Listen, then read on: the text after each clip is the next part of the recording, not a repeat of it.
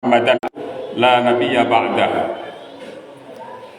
Allahumma salli wa sallim ala sayyidina wa maulana Muhammad wa ala alihi wa ashabihi ajma'in, amma ba'du.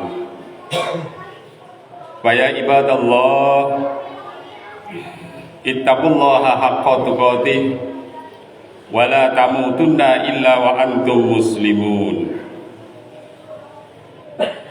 Hadirin jamaah sholat Jum'ah rahimakumullah. Sebuah hadis yang diriwayatkan oleh Imam Abu Dawud menerangkan ada sahabat Nabi yang sudah tua dan buta mata menghadap Rasul. Sahabat ini menyampaikan, "Wahai Rasulullah, saya ini orang yang sudah tua, buta mata. Rumah saya jauh dari masjid. Apakah ada rukhsah atau keringanan bagi saya untuk tidak sholat berjamaah di masjid dan saya cukup sholat di rumah saja?" Qala Nabi, maka Nabi bertanya, "Hal tasma'un nida?" Apakah kamu mendengar suara adzan ketika kamu ada di rumahmu? Atau apakah suara adzan terdengar dari rumahmu? Qala, laki-laki ini menjawab, "Na'am, betul ya Rasulullah, saya mendengar suara adzan dari rumahku." Faqala Nabi, "La ajidu laka rukhsatan." Maka tidak ada bagimu keringanan atau rukhsah untuk sholat di rumah. Hadirin jamaah sholat Jum'ah rahimakumullah, hadis ini menegaskan bahwa Rasulullah sangat menganjurkan terutama bagi laki-laki untuk selalu sholat berjamaah di masjid. Maka saking ditekannya Rasulullah setiap masuk sholat waktu, Rasulullah selalu berkeliling memeriksa rumah-rumah yang ada di sekitar masjid. Kalau ada laki-laki yang tidak mau berjamaah ke masjid, diancam rumahnya oleh Rasulullah akan dibakar.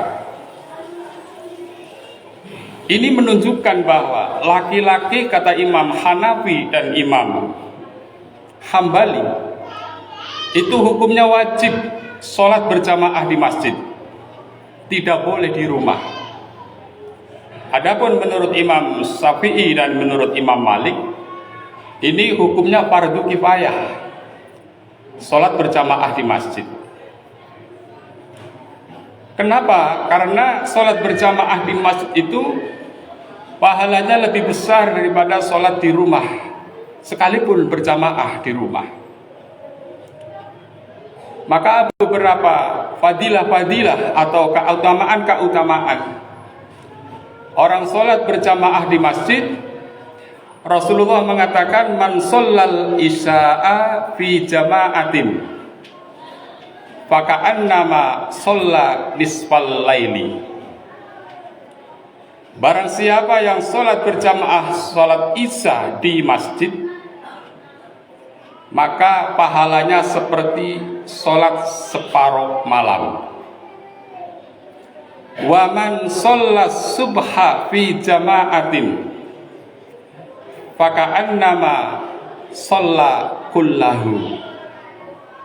Dan barang siapa yang sholat subuh berjamaah di masjid, maka pahalanya sama seperti sholat sepanjang malam. Ini hadis fadilah, keutamaan yang disampaikan oleh Rasulullah Begitu besar pahalanya orang melangkah ke masjid untuk sholat berjamaah. Maka di zaman Rasul ada Bani Salamah. Bani Salamah karena rumahnya jauh dari masjid, beliau menyampaikan kepada Rasulullah, "Ya Rasulullah, saya ingin mendirikan rumah di dekat masjid agar saya bisa selalu berjamaah sholat 5 waktu bersama Rasulullah. Karena dipandang rumah saya jauh, kadang saya juga repot ya Rasulullah." Tetapi Rasulullah melarangnya kepada Bani Salamah. Kata Nabi, "Diyarakum tuktab asarohum." Tidak usah kamu bangun rumah di sekitar masjid, biarkan rumah kamu jauh dari masjid. Karena setiap langkah kakimu ada asarnya atau ada labetnya, ada bekasnya, ada hitungannya di mata Allah Subhanahu wa taala. Itu fadilah, keutamaan sholat berjamaah di masjid. Maka sahabat Abdullah ibnu Umi Maktum tadi, seorang sahabat Rasul yang buta dan tua, ketika hendak sholat berjamaah berangkat ke masjid, dia terjatuh dan tersungkur sampai kepalanya berdarah-darah. Lalu dia ditolong oleh seorang laki-laki yang dia tidak mengenalnya. Ditolongnya sampai diantarkan ke masjid. Dan laki-laki ini juga tidak ikut sholat, tidak masuk ke masjid, menunggu. Kemudian setelah sholat, laki-laki ini mengantarkan pula pulang ke rumahnya Ummi ibnu Maktum. Kejadian ini terus berulang-ulang sampai berbulan-bulan. Padahal Ummi ibnu Maktum tidak mengenal laki-laki tersebut. Akhirnya ditanya oleh Abdullah ibnu Umi Maktum, "Wahai laki-laki, siapa kamu? Begitu setia menemani saya, menggandeng saya untuk selalu pergi berjamaah ke masjid, sedangkan kamu sendiri tidak pernah ikut sholat berjamaah di masjid." Laki-laki ini menjawab bahwa saya adalah setan. Abdullah bin Umi Maktum terkejut. "Kenapa kamu itu setan, iblis, begitu baik terhadap saya, mengantarkan saya untuk mencari pahala ridho dari Allah Subhanahu wa taala?" Lalu setan ini mengatakan bahwa, "Wahai orang tua, dulu ketika kamu akan sholat berjamaah sendirian, sholat subuh sendirian, kemudian kamu terjatuh di tengah jalan dan tersungkur sampai kepalamu berdarah-darah, saya mendengar berita dari malaikat bahwa malaikat mengatakan separuh dosa-dosamu akan diampuni oleh Allah Subhanahu wa taala." Ini yang mengatakan iblis. Kata iblis, "Saya tidak mau kalau pahalamu, kalau dosa-dosamu selalu diampuni oleh Allah. Setiap satu kali kamu jatuh, kamu akan diampuni separuh dosamu. Maka beberapa kali kamu jatuh, niscaya dosamu akan habis diampuni oleh Allah SWT. Dan itu yang saya tidak mau," kata iblis. Jadi iblis ini tidak mau berkompromi dengan manusia. Ketika ada seorang hamba yang diampuni dosa-dosanya, iblis marah dan berusaha semaksimal mungkin agar tidak mendapat pengampunan dari Allah Subhanahu wa taala. Biarlah manusia banyak dosanya agar menjadi teman saya kelak di neraka. Itu sumpah iblis. Hadirin jamaah salat Jumat rahimakumullah.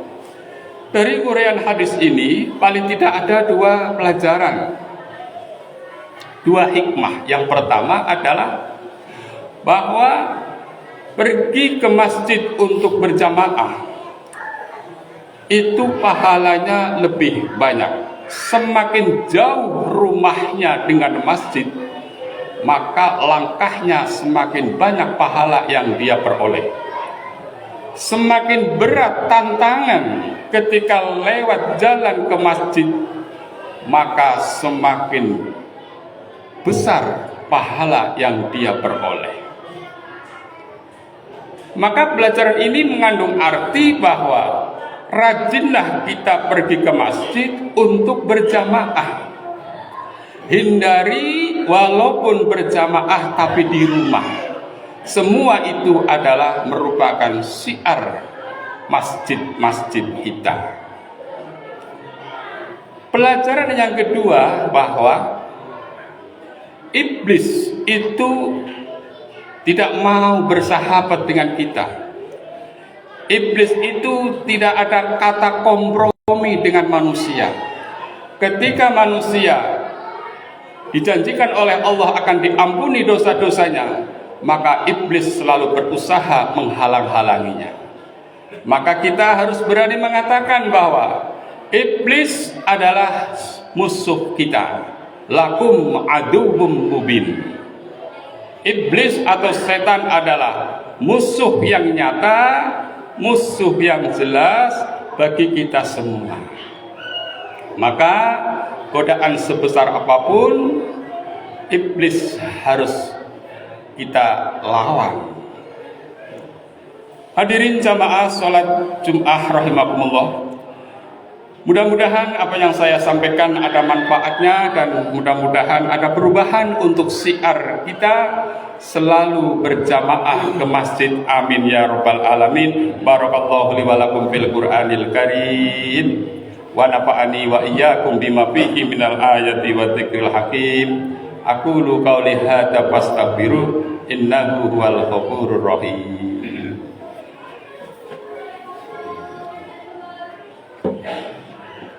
اللهم صل وسلم على سيدنا محمد وعلى آل سيدنا محمد.